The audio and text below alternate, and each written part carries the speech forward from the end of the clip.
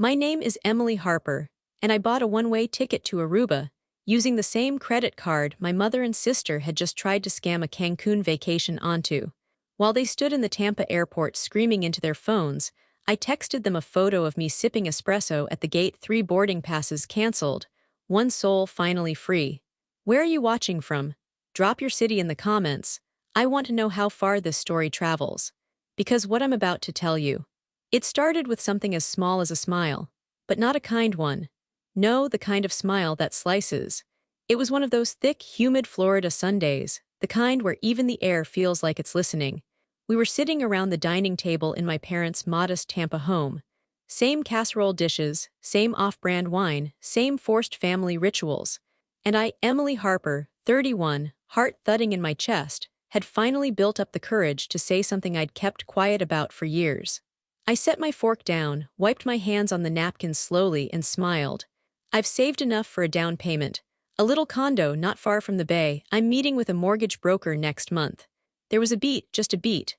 Then my mom, Lucinda Harper, queen of the backhanded compliment, let out this theatrical sigh like I just announced I was moving to Mars.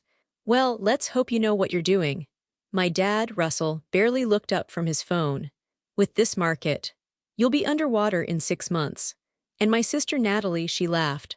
A sharp, joyless burst that bounced off the ceiling fan and landed like a slap. As if you'll ever grow up enough to handle that. No one else laughed. No one needed to, the damage was done. I kept smiling, but I could feel it cracking. That kind of crack you get on a windshield, tiny, almost nothing, until the pressure spreads it all the way across. Thanks, I said lightly. Nice to know I have your support. Oh, come on, Em, Natalie smirked, twirling her wine glass. We're just being realistic. You get overwhelmed balancing a Netflix subscription and a Target run. That line got Mom laughing. Well, she's not wrong. I stared at my plate, my carefully roasted chicken and overcooked green beans now cold. It hit me then, how absurd it was that this moment, this victory of mine, felt like a funeral, like I was mourning something. But what? Maybe it was the illusion. That if I just worked hard enough, stayed long enough, gave generously enough, they'd start treating me like an adult, like an equal, like family. I moved back in after grad school. 1 year, I told myself. Just 1 year to get ahead. That was 7 years ago. And somewhere between covering electric bills, handing over my car keys just for a quick errand, and watching my paycheck become community property, I forgot I had a finish line. Or a boundary, or a self. I looked around the table. My mother's carefully dyed auburn hair curled stiffly around her temples. My father's Bluetooth headset still in one ear, always on call, even though he hasn't had a job in 2 years. And Natalie, my younger sister by 2 years, draped in the silk blouse I bought for myself last Christmas. She didn't even ask, just wore it. You've been acting distant lately, Mom said, dabbing at her mouth with her napkin, as if concern were something you could manufacture. Is that why you didn't chip in for the groceries this week? Dad added, suddenly invested, because I was saving. Saving so I could finally move out, breathe, live, but I didn't say that, not yet. Instead, I stood up, slowly gathering my plate. I'll clean up, I offered. Don't be dramatic, Natalie said, rolling her eyes. We're just joking. But that's the thing, isn't it? When the joke's always on you, it's not a joke. It's a pattern, and patterns, when left unchecked, become cages. That night, lying in my childhood bedroom under a ceiling fan that never stopped squeaking, I stared at the cracks in the paint and made a promise. I will buy that condo. I will get out. And I will not ask permission to be respected. They laughed at my dream like it was a punchline. But I'm telling you now, it's the setup. Because the twist is coming. Later that night, when the house had finally gone quiet, no more clinking wine glasses, no more laughter at my expense, I sat on the edge of my childhood bed and opened the old floral notebook I hadn't touched in months. I didn't mean to start writing. It just sort of happened, like a pressure valve finally giving way. They laughed when I told them, all of them, as if I'm some silly little girl playing grown-up in her mother's heels. I wish they knew the cost of that down payment. Not just the savings. But the years I've traded away for it. The pen scraped across the page, more jagged than I intended. My handwriting slanted hard like it was angry on my behalf. I flipped back a few pages, scanning old entries, grocery lists, little daily gratitudes, quotes from self-help books I read during my lunch breaks. But no entry really captured what this house had become for me. Not until now. So I started listing it out, every dollar, every instance, every quiet compromise that slowly chipped away at the life I was supposed to be building. Groceries, $110 every week. Split as a family, but somehow I always ended up at the checkout alone. Gas for my car that everyone uses but only I refill. Utilities transferred to my name 3 years ago for convenience. Still there. Still draining.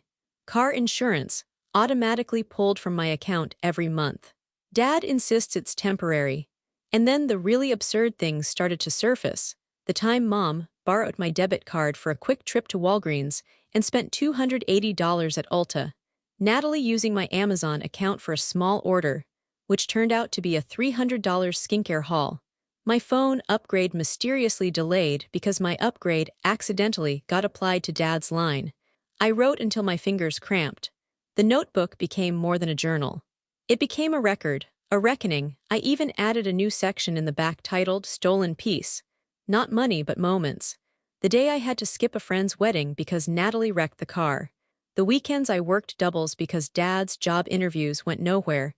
The apartment I let go of last year when Mom said she couldn't manage the house alone. Looking back, it was all so subtle. That's what made it easy to overlook. Easy to excuse, because it wasn't a single betrayal. It was 1,000 tiny thefts.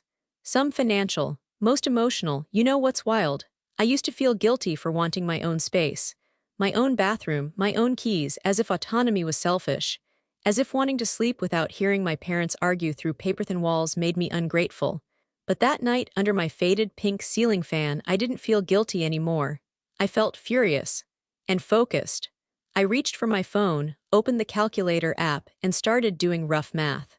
Even with the money I'd set aside, even with my bonus from work, which of course I hadn't told them about, I was barely making it.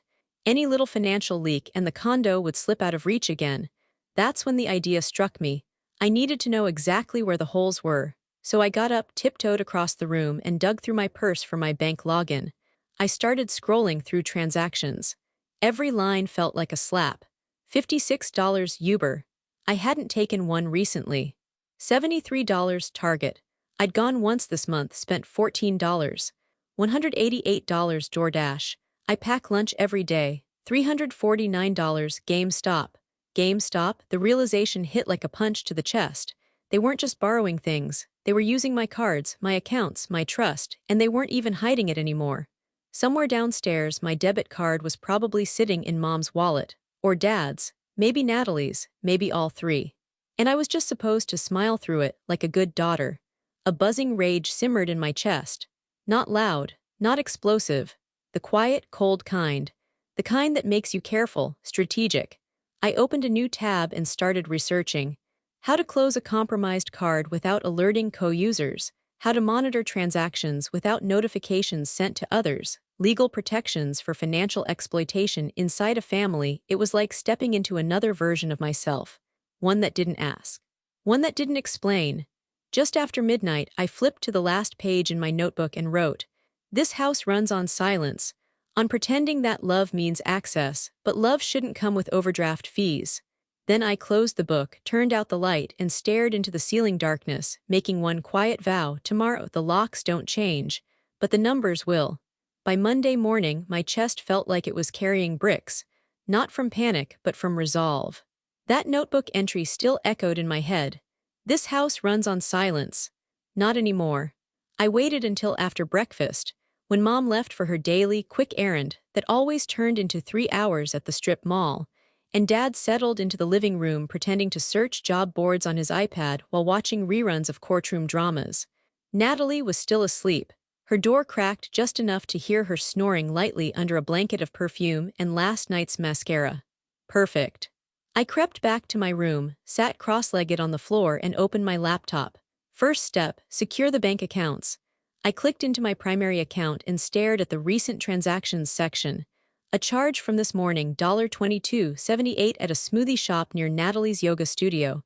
She hadn't even bothered to use her own card for breakfast. With fingers that barely trembled, I clicked, "Report card lost or stolen." Then I ordered a replacement. A new card. One that would come directly to my work address. Next came the PIN changes. Password resets. Spending alerts. I enabled two-factor authentication for every account linked to my name, even the apps I barely used. I set up email-only notifications for transfers and withdrawals. I deleted the Apple Pay permissions on all connected devices. And finally, I requested a full download of my past 6-month statements. While the system processed the request, I stared at the spinning icon on the screen. The thing is, I wasn't scared. I thought I would be. That they'd find out, confront me, make a scene. But all I felt was still, like I was finally shifting weight off a limb that had fallen asleep. I wrote a sticky note and slapped it on my monitor. If it's a problem, it's a pattern. I had a feeling I was about to see more of both. Later that afternoon, I brought it up casually. Sort of. I was in the kitchen, pouring tea, when Dad wandered in. He scratched the back of his neck like he always did when he was about to ask a favor. "Hey Em, your mom and I were gonna order some new filters for the fridge. Can I just pop it on your card and Venmo you later?" It was so automatic, so rehearsed. He wasn't even asking, just notifying. I took a slow sip, then glanced at him over the rim of my mug. "Actually, I canceled the card," I said evenly. "There were too many random charges showing up." He blinked. "Canceled?" "Yep, replaced it. It'll go to my office." He furrowed his brow, didn't think it was that big of a deal. "Maybe not to you," I said, letting my voice drop. "But I'm trying to save for something serious. I can't afford surprises anymore." He didn't argue. Just stood there, rubbing his jaw like I'd suddenly started speaking a language he didn't recognize. Later that evening, Natalie cornered me in the hallway. "You changed the Netflix password," she demanded, holding her phone like it had personally betrayed her. "I did. And your Hulu's logged out too." "Yep. Why?" Her voice was edged with a whine. I met her eyes. "Because I pay for it, and I'm not interested in subsidizing your midnight reality show binges anymore." She gaped at me. "You're being paranoid," I smiled. "No, I'm being precise."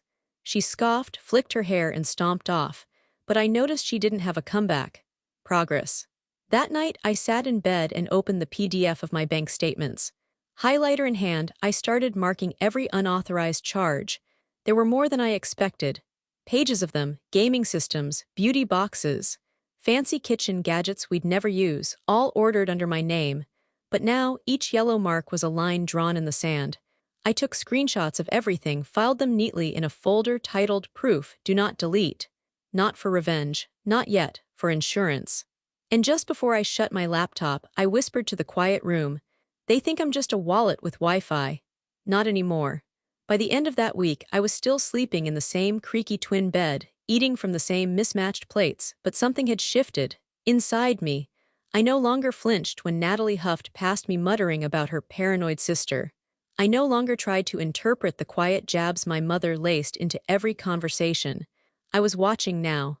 Documenting. And it paid off. It was Friday afternoon when everything started to feel possible.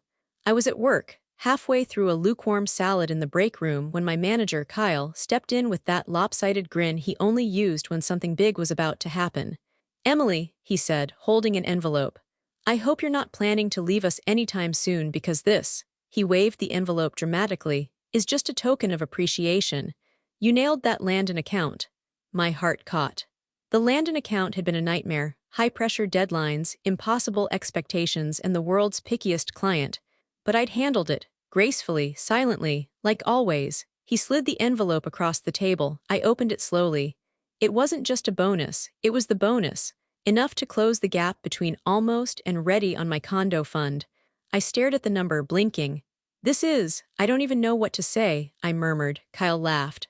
"Just don't quit. You're the glue around here." I held that envelope like it was made of gold. Maybe it wasn't a miracle, but it was proof, tangible proof, that I wasn't crazy for believing I could do this. I took the rest of my lunch break in my car, just sitting in the driver's seat with the AC blasting and that envelope clutched in my lap. A flood of images hit me all at once. A key I didn't have to ask to borrow, a closet where everything actually belonged to me, silence that wasn't heavy or hostile, but mine. I didn't tell anyone at home. Not a word. But that night, while Natalie droned on about some influencer's new makeup line and Mom scrolled through online bath sets, I opened a real estate app under the table and started saving listings. Condo, 1 bedroom. Near the bay, hardwood floors. Patio with morning light. Pet-friendly, quiet neighborhood. HOA fees under control. It was like building a map to freedom.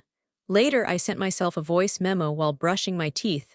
You are closer than they think, don't let them smell it on you. That weekend, I kept my head down. I did the dishes. I picked up groceries paid in cash. I even offered to cover a pizza night just to keep them from sensing anything different. But under the surface, I was planning. Until Monday morning. That's when the illusion cracked. I checked my credit card app before work. Just habit at this point and froze. $842.97. Spent in the last 48 hours. I scrolled through the itemized list with mounting dread. Gaming console, luxury bath set, skin care subscription, designer throw pillows, streaming bundle upgrade, not one of them mine. I stared at the screen, my stomach flipping. They did it again. They used my card. Again. When I confronted them that evening, it was like déjà vu wrapped in gaslighting. It's just a few things, Mom said, waving it off like it was a grocery list. We thought you'd understand. You work all the time, Dad added. It's not like you're hurting for cash. I couldn't believe it. I wanted to believe they didn't realize the impact, but they did. They just didn't care. You've been watching me track charges, I said quietly. You know I've been tightening everything. You knew I canceled the debit card. Natalie rolled her eyes from the couch. So dramatic, it's not like we booked a cruise or something. I felt something inside me splinter. It wasn't just about the money. It was about what the money represented. Effort, sacrifice, hope. I clenched my fists. You stole from me. Don't be ridiculous, Mom snapped, standing. We're family. Borrowing is not stealing. Then why didn't you ask? That shut her up. The silence stretched between us, thick as fog. I've changed all my passwords, I said, voice low but firm. Everything is locked down now. The only money I'll spend in this house is for me. Dad narrowed his eyes. So now you're punishing us. No, I said, stepping back. I'm protecting myself. I walked to my room and shut the door, locked it. Then I sat on the floor and stared at my phone. The app still glowed with the updated balance, each dollar another paper cut. But in the corner, my bonus was still sitting untouched. And I swore to myself, for the 100th time but maybe the first time it really mattered, they will not take this from me. Not my savings, not my sanity, not this version of me that's learning to say no. The next morning, the sun was barely up when I got the email alert from my credit card company. You have a new statement available. Total balance, $1,154.32. I sat up in bed so fast I nearly knocked my glasses off the nightstand. More charges, since last night. My hands shook as I logged in and scrolled. $89.99 cosmetic store, $62.50 express shipping from an athletic brand I don't wear, $150 online pet accessories boutique, we don't even have a pet. I wasn't even angry anymore. I felt hollow, and then furious. They weren't just dipping into my finances, they were raiding them, blatantly, without apology. After our conversation last night, after I'd already said no, that's when it hit me. This wasn't ignorance or laziness. This was entitlement, polished and practiced. They expected access, not as a favor but as their right. I stormed into the kitchen where my parents were drinking coffee like it was just another morning. My mom was flipping through a catalog, my dad scrolling on his tablet like nothing had happened. I dropped my phone onto the table between them. Care to explain? My mom blinked. Explain what? The new charges. Dad didn't even look up. What new charges? Over $300 since last night. Natalie's dog sweater order is sitting in the cart with my name on it. Mom pursed her lips. She was excited. She thought it would cheer us all up. Things have been tense lately. Oh, so stealing is now a bonding exercise. My voice was shaking. Not because I was unsure, but because I was holding everything in. Dad set his mug down harder than necessary. Stop throwing around words like stealing. You live here. We take care of each other. I stared at him.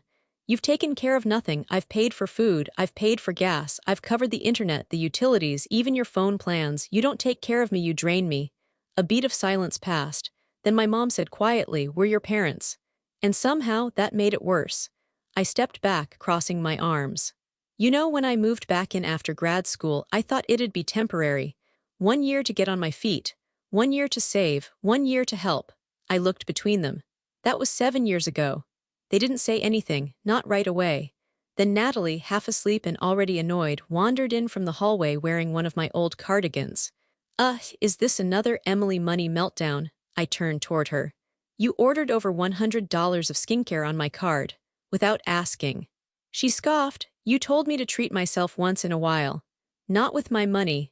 Oh please, she said, reaching for a cereal box like this was just an inconvenient commercial break. You're saving for some tiny condo, it's not like $100 will kill you. That was the moment something clicked. They thought my condo fund was a fantasy, a hobby, not a real goal, not something worth protecting. To them, it was imaginary, therefore expendable. Well, I said, voice level. It's not imaginary anymore. Natalie paused. What? I turned to all three of them.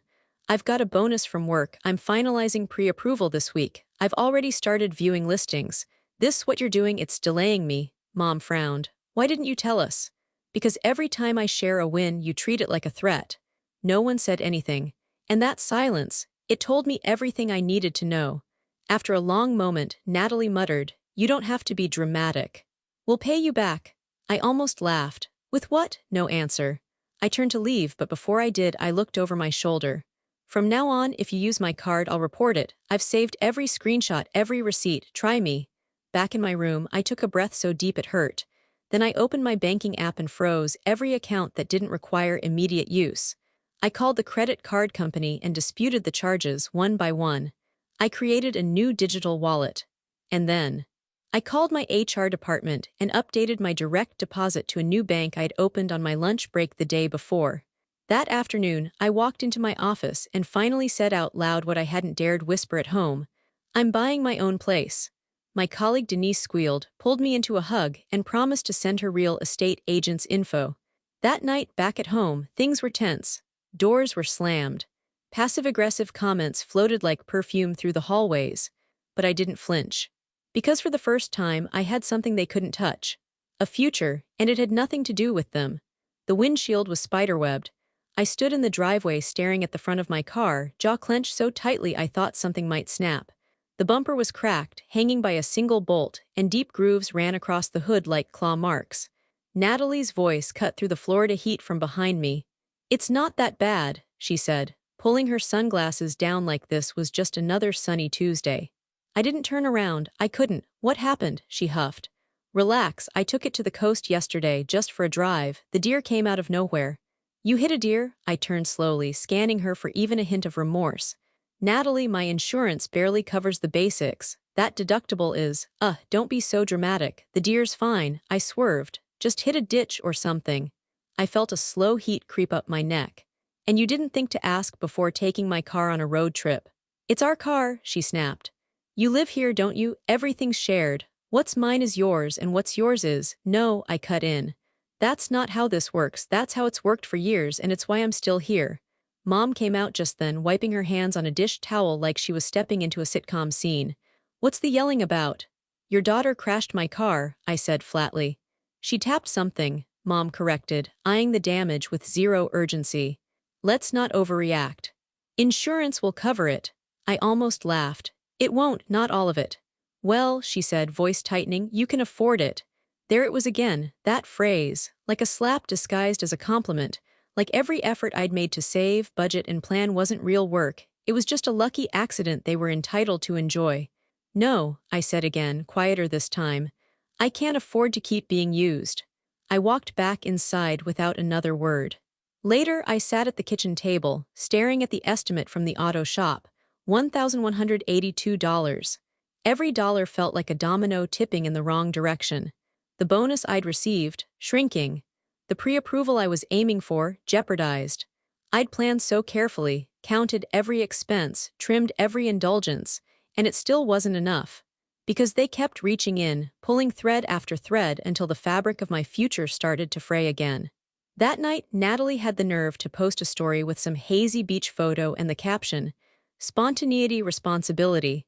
I didn't respond, I just screenshot it, and filed it under my growing folder labeled receipts. I thought I'd reached my limit, that the credit card fraud, the sarcasm, the entitlement, those were the worst of it. But this was different, this was sabotage. And the worst part, they didn't even flinch. Not Mom, not Dad, not Natalie. The next morning, I checked my condo savings. Still enough, barely, but something had changed in me. The desperation was gone. I didn't need their approval anymore. I didn't need their help, I needed out. So when Natalie tossed me the keys as she passed by and said, "You'll probably want to get that bumper fixed before it falls off," I didn't respond. I just picked them up, slid them into my bag, and started looking for the next flight out of their orbit. Because I was done apologizing for wanting peace. I was done negotiating my value, and I was done pretending this was still a home. 2 weeks before the Cancun trip, the group chat was on fire. Natalie kept dropping links to bikinis she wanted me to go halfsies on as her early birthday present. My mom was obsessing over spa menus and airport shuttles, and my dad chimed in with his usual, "Just tell me where to show up." I didn't respond to any of it. I was packing. Not for the trip. For the slow, invisible move back into myself. I sat cross-legged on the floor of my room, my real room in their house but not theirs to touch, and went through every drawer, deciding what would come with me and what I'd leave behind. There was a quiet fury in the way I folded shirts and zipped up old journals, like I was preparing an escape disguised as organization. Downstairs, the three of them were debating excursions. Natalie yelled up the stairs, "Emily, did you book the catamaran cruise yet, or are you still being weird about money?" Weird about money. I took a deep breath. I didn't yell back, I didn't engage. I just tightened the straps on my suitcase and clicked the lock because I had made a decision. I would still go to Cancun, but only on my own terms. That night, we had the dreaded budget talk, the one I had initiated. I set my tea down slowly and waited for a moment of silence. "I just want to be clear," I said, steady and emotionless. "I'm covering my share of the trip, only my share." Mom looked up from her laptop like I'd just insulted the Pope. "Excuse me, I won't be paying for any upgrades, group dinners, spa days, or anything booked without my consent. I'll send a check for my flight and hotel, that's it." Natalie narrowed her eyes. "Wow, so now you're better than us." I tilted my head. "Is that what you heard?"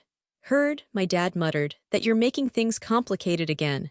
There it was again, that word, complicated. Translation, "You're not making it easy to exploit you anymore." "I'm setting a boundary," I said calmly now, "not making drama." Natalie scoffed, pulled her robe tighter, and grabbed a bottle of La Croix from the fridge. "You're ruining the vibe." "Your vibe," I said, "was built on my silence." Mom gave a tight smile. "If you don't want to come, just say so." "Oh, I'm coming," I replied. "I've earned this vacation." She didn't like that, but I didn't care. I went back to my room, closed the door, and opened a private browser tab. I started looking up alternate flights, ones that left earlier, different hotel options, separate transportation. I wasn't just going to draw a line. I was going to build an entire map around it because this wasn't just about money. This was about dignity. I packed a second bag, one small enough to carry on, just in case. Each item I placed inside felt like an act of self-respect. Sunscreen that I bought, a book no one would borrow and dog ear, headphones that would drown out more than just engine noise. I zipped the bag and smiled. Let them play at being a team. I was finally playing for myself. It happened on a Thursday night. Late. The kind of late where the world feels half asleep and truths think they can sneak by unnoticed. I'd stepped out of my room to grab water, quiet, careful, just socks on hardwood, and that's when I heard them. My mother's voice, low and bitter, seeping through the cracked door of her bedroom. "She'll cave, she always does." My feet stopped cold. "She won't this time," Natalie whispered back. "That girl's paranoid lately. Changed all her passwords, made her little only pay my part speech. Which is why we're not giving her a choice," Mom said, her voice now like vinegar. "Once we're there, she won't let the whole trip fall apart, she'll just cover it." There was a rustle of sheets and Natalie laughed softly. "You already charged the extras to her card, didn't you?" Silence. I pressed my hand to the wall to steady myself. "She never checks her email receipts," my mom said finally. "By the time she sees it, it'll be processed, and we'll be sipping margaritas in the sand." Something cold washed over me. Not just betrayal, strategy. They hadn't stumbled into this. They had planned it, falsified receipts, charges without consent. And then the final twist, rely on my shame to keep me silent. A familiar pressure squeezed my chest, the kind that always used to push me into retreat, but not this time. I backed away from the door, one slow step at a time. I didn't cry, I didn't panic, I didn't even speak. I went straight to my room, locked the door, and sat on the edge of my bed. What would you do hearing that? How do you sleep in a house where people you love are quietly sharpening knives over your back? I opened my laptop. My heart was thudding, but my hands moved with the steadiness of someone who's done being played. I checked my email. There it was, an emailed confirmation from a travel agency I hadn't spoken to.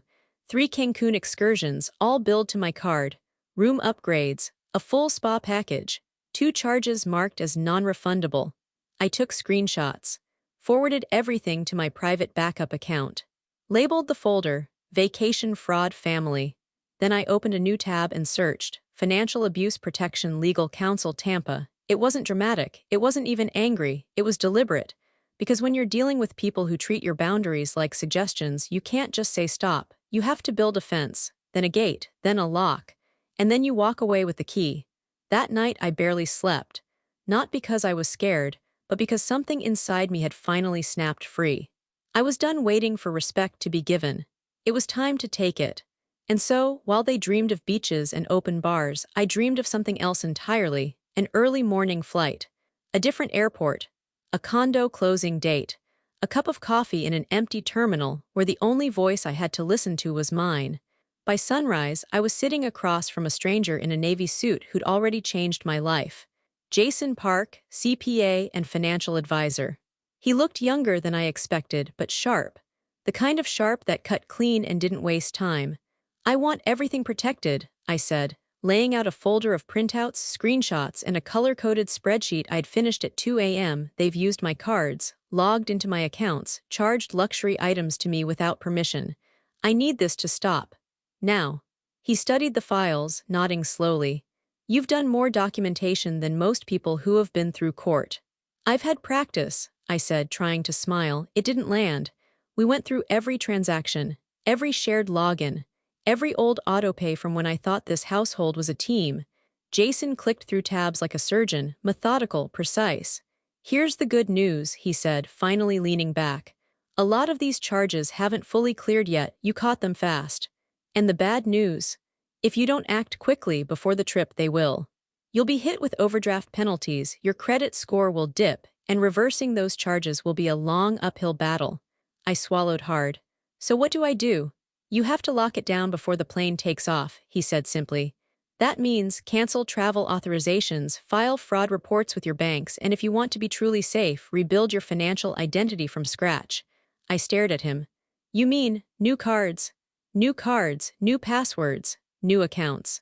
Even a new credit file lock with the bureaus, just in case anyone gets creative. I exhaled. It sounded like surrender, but it felt like power. Let's do it. 2 hours later I had a new checking and savings account at a different bank, fraud reports filed with all 3 major credit card companies, a fresh set of cards, shipped directly to my office, automatic alerts for every dollar that would move through my accounts, and a digital wall between me and every person who had ever called their theft a favor.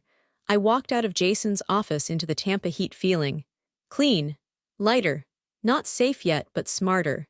And I wasn't done. That afternoon, I sat in the break room at work, scrolling through flight options. The Cancun trip was 3 days away. My family assumed we'd all leave together Saturday morning. Same flight, same gate, same dependent setup they'd grown too comfortable with, but I had other plans now. I booked a separate ticket. Same destination. Different airline, 2 hours earlier. 1 seat, a window, no checked bags.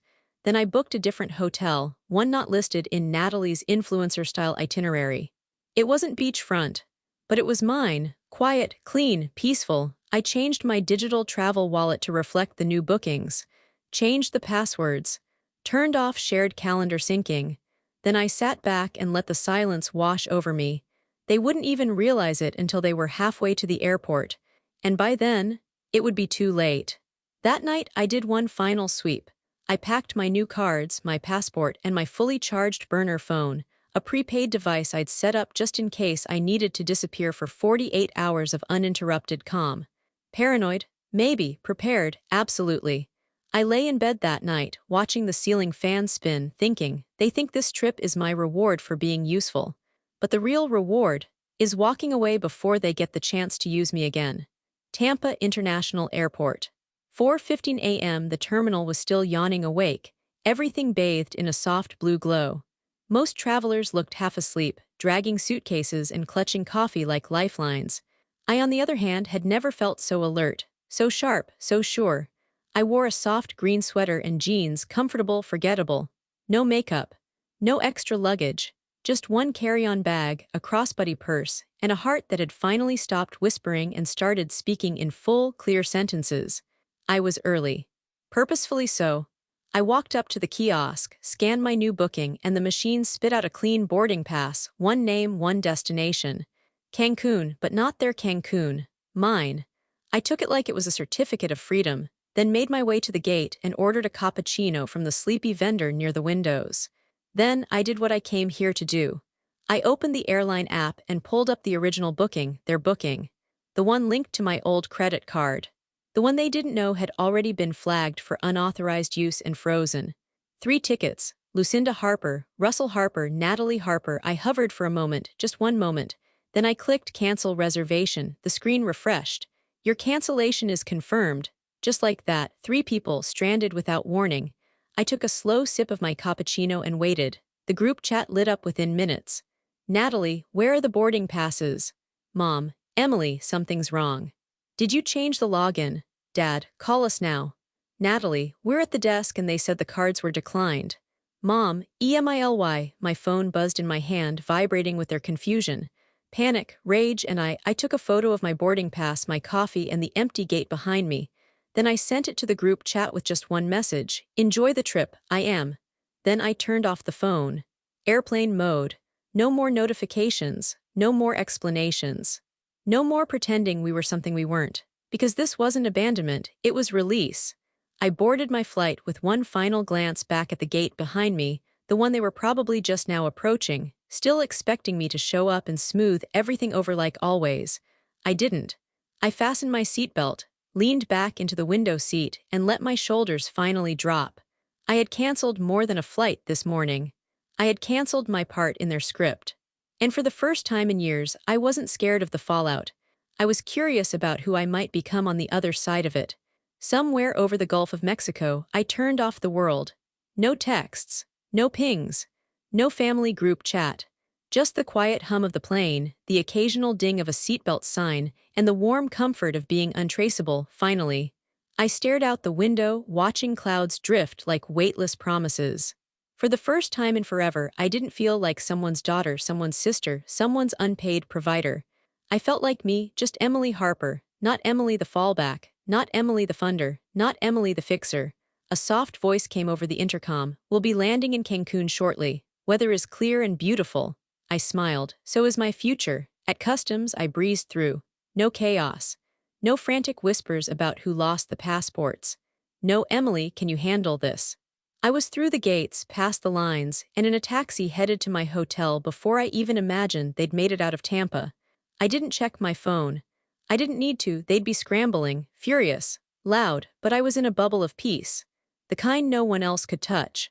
My hotel wasn't fancy, but it was mine. The kind of quiet little place you pick intentionally, away from the tourist traps, where the front desk greets you by name and no one posts about it on Instagram. The bellhop asked if I was celebrating anything. I paused for a second, then nodded. Yes, I'm buying a home. Congratulations, he said with a kind smile. And then I did. Right there in that sun-warmed hotel room with pale yellow curtains and a view of palm trees, I opened my laptop, pulled out my passport, and launched the video call with the notary and mortgage representative. My heart pounded as they read through the final terms. My name was everywhere on the paperwork. Only my name. Not co-signed, not shared, not borrowed or bartered. Emily Harper, sole owner. When they asked me to raise my right hand and swear the information was true, I did so with a confidence I didn't recognize in myself but wanted to keep. Congratulations, the notary smiled as the final screen loaded. It's official, you're a homeowner. I stared at the screen, blinking. Wait, that's it, I thought it would feel harder. Oh, it was hard, she said, chuckling. You just already did the hard part. After the call ended, I sat in the middle of the hotel bed, knees hugged to my chest, tears silently tracing down my cheeks, not from sadness, from release. No more waiting. No more sacrificing my dreams to keep others comfortable. This wasn't revenge. This was reclamation. That evening I walked barefoot along the beach. The sun was starting to dip, turning the sky soft coral and gold. I held a notebook in one hand, pen in the other. I wrote only one sentence across the top of the page. I am allowed to keep what I've earned. Below it, I started drafting a new list, not of bills or shared expenses, but of goals, dreams, ideas, no more after they need this. No more if there's anything left over. Just me. I dipped my toes into the warm surf and looked out at the endless water, feeling a calm I couldn't name. They could scream. They could blame. They could spin stories, but I had proof. I had peace. And I had keys on the way to a front door no one else had a copy to. I walked the beach until stars took over the sky, then headed back to the hotel, letting the ocean breeze carry away every piece of guilt I no longer owed. I was done explaining. I had already chosen, and they had already lost the right to weigh in. Back in Florida, the world I left behind began to unravel without me in it. I didn't rush back. I took my time. One more beach walk. One more morning without anyone knocking on my door asking for just a quick favor. And when I landed back in Tampa, the first place I went wasn't the family house. It was my new condo. Sunlight spilled through the windows as if it had been waiting for me. I stood in the center of the empty living room, still wearing airport sneakers and holding my carry-on bag, and just breathed. No one had ever stood here before demanding anything from me. No one had left dishes in the sink or charged anything behind my back. Every corner of this space belonged to me. I took my shoes off at the door. Because now, finally, I could decide which rules mattered. By the end of the week, the essentials were in place. A second-hand couch, a small but perfect dining table from a local thrift shop, a mattress on the floor that still felt like heaven. My laptop sat proudly on the kitchen counter, with my framed mortgage deed leaning beside it like a quiet trophy. I made a silent promise right then. Every dish I wash here will be one I used. Every dollar I spend here will have my name behind it. Every choice I make here will be mine, and mine alone. Meanwhile, chaos simmered on the edges of my old life. Natalie tried to tag me in an Instagram story ranting about being abandoned by people you trust. She followed it with a half-hearted post showing off her new hustle, working shifts at the local grocery store. No more luxury hauls. No more beach selfies. Just blurry photos in a uniform she never wanted. My parents called once. Left a voicemail. Something about talking things through and healing as a family. I didn't call back. Instead, I forwarded that message to a digital folder labeled, "Emotional IOUs I no longer accept." It wasn't revenge. It was preservation. A week after moving in, I found a notice taped to my condo mailbox. Someone had tried to forward my old mail without permission. When I followed up with the post office, they confirmed my mother had come in asking to redirect Emily's bills back home. Home, this was home now. I made sure they couldn't access a thing, not my new address, not my utilities, not my delivery history. I wasn't disappearing. I was disentangling. And slowly, without fanfare, the texts dwindled. The calls stopped. Even Natalie's passive-aggressive posts dried up. Without access to me, the drama couldn't survive. I used to think silence was something to dread, that if I wasn't being asked for help, I wasn't needed. Now, silence was my sanctuary. I worked, I cooked. I learned how to fix a leaking faucet by watching YouTube tutorials. I hung a wind chime on the balcony just because I could. And every time the breeze moved through it, I smiled, because peace wasn't just a word anymore. It was where I lived. 1 year later, everything about my life was quieter, not dull, not empty, just finally mine. My condo had grown into itself like I had. The once bare walls now held framed photos of things I wanted to remember, sunrises, the first meal I cooked alone in my new kitchen, a Polaroid from the beach in Cancun where I sat in silence with a pen and finally started writing again. And above the dining table, my mortgage deed, framed in dark wood, proud and simple. It didn't scream wealth or achievement. It whispered something better: you did this, without them. Tonight, the table held more than memories. I'd invited 3 women from work over, colleagues who'd slowly become something more.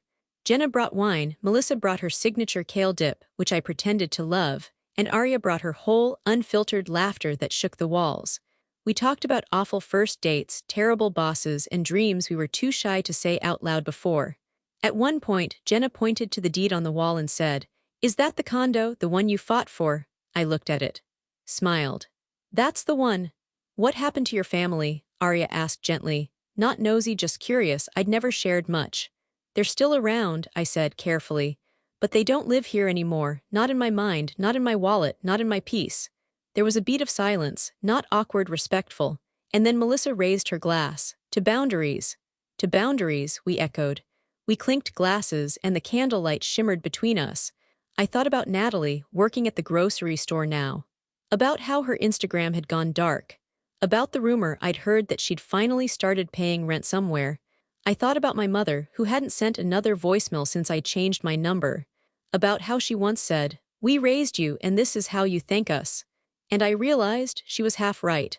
I was thanking them for showing me who not to be, for pushing me so far I had no choice but to stand up, for teaching me the most valuable lesson I've ever learned. That respect isn't given, it's enforced. I still had moments, little echoes of the past. Guilt, like a cough that flares up on a rainy day, wondering if I'd done too much or not enough. But then I'd walk barefoot into my kitchen, pour a glass of wine from my fridge, and sit at my table, under a light fixture I chose and installed myself. And I'd remember, you don't have to burn bridges. You can just stop carrying people across them. So here's to anyone watching this who's been there, who's been mocked for dreaming, drained by those closest, or told that wanting peace makes you selfish. You're not selfish, you're waking up. And you are allowed to protect your future even if it makes others uncomfortable. Tell me in the comments, where are you watching from and what's the one boundary you're ready to start enforcing? Because if no one's told you yet, you don't have to keep asking for respect. You can simply stop accepting anything less.